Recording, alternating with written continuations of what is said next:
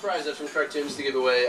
It's a math problem for Muni riders, and there's no right answer. You don't have to use paper, but you know, most creative answer gets a cartoon greeting card gift pack. So, two Muni buses approach each other on the same line, and they pause where the drivers stop and lean out the window and chat, blocking traffic. How much of your mortality do you feel before they wrap it up with, "I hear that"? Gipsy's fine. Pass back. Thank you. When it comes to travel, I mean, Muni itself is travel. There's a quote by Mark Twain that I've always really respected and appreciated. Mark Twain said, "Travel is fatal to ignorance, prejudice, and narrow-mindedness." I love that quote. Travel is fatal to prejudice, ignorance, and narrow-mindedness. And this was probably true 100 years ago, but he never rode Muni. You know, Mark Twain very easily, you know, could have been, you know, something where he's essentially the flatboatmen of the Mississippi. They are kind and generous bunch. They're not nearly as surly as I've been led to believe. I'm so glad that I traveled. Or the legend of the spicy Latina in media is so overblown. Today I met a lethargic and unopinionated Latina. I was so glad that I traveled. Eskimo pussy is not nearly as cold as I had been told in basic training during the march at Fort Drum. It is a warm and generous place, Eskimo pussy. Muni's what you make it, I think. I don't want to pay for a gym. I stay in shape by wrestling the elderly women on the 30 Stockton bus for a seat. That's how I stay fit. It's what you make of it. I was playing tour guide. A friend of mine was in from out of the country, and we had to ride the 45. And we're kind of in that horrible area, and there was this guy. It's midnight, and this guy staggers on in a striped shirt with a popped collar, and he's got glasses on. She goes, "Maybe we should give up the seat. I think he's blind." And I was like, "Oh no, he just has a problem with his douchiness." This is also a true story. Coal Valley generally is home to a lot of writers. And there was this guy riding the 43 before it hit Haight Street. It was kind of going from Carl and Cole. Out of nowhere, he kind of woke up and he goes like this: "I've been victimized, I've been marginalized, and he runs out of words right there. He only got to two. And these writers, and they kind of look like optimized, pasteurized, infantilized, wound up storming off, and he'd been transitive verbalized, and he was like, "I can't deal with that."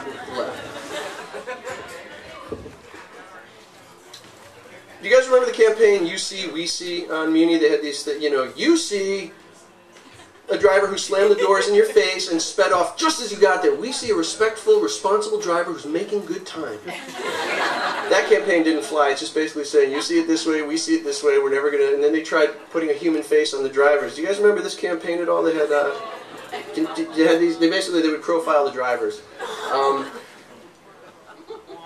Yeah, I know. They're like, so they had, basically, all these stories were, the first two are how they thwarted dispatch in order to do a good job. They basically had to go around the dispatcher to, like, keep people safe and alive. And then the third one's my favorite. This is where she goes, "Hey, can we drop the, it's like really, if I get this close, it's really loud. Can we drop it just to, thanks, man." So this is a woman named Wanda, operator since 1989. "One time I picked up a man," this is what I don't know why they would possibly post this on the bus. Like, you're kind of like, I just want to get through the day, and then you're reading this like, oh fuck, every minute that I'm not killed violently is a good ride on this particular bus. So this is the story they chose to show me. Our drivers, you have to give them some credit. It brings her a lot. So "One time I picked up a man who seemed kind of strange. This was early, like 4 a.m. He rang the bell like he wanted to get off, but he wouldn't get off. So we got to the next stop, he does it again. Then he says, 'Close the door!' I said, 'I have to let the people on.' Then he starts shouting, 'Go! Go!' And I said, 'No, it's a red light.' Then he puts his foot on the gas pedal, and I'm like, oh my God! I'm fighting with him, trying to kick his foot off. Another passenger comes running to the front, and he was able to put him off the bus. It was something. Going through red lights, we were lucky. It was so early in the morning. Basically, had this been, 4 in the afternoon, look out! Muni.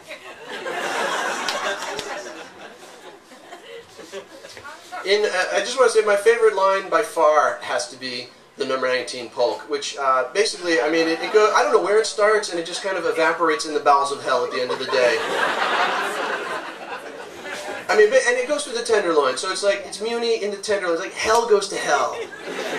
Like that. But anytime I have to ride the bus, I'm always aware, I have this, like, I smile, I kind of get in my little Zen moment, and I'm aware that somewhere, that it goes right by Hastings College of the Law, and I just know every single day there's like this first-year law student, and you know, they're like, this town needs a champion. I'm going to be a public defender. A lot of these people are underserved. They need a champion. They need someone to defend them, someone to go to bat for them. I am just that person. They're on for like maybe 1.5 stops. Like, I hate them.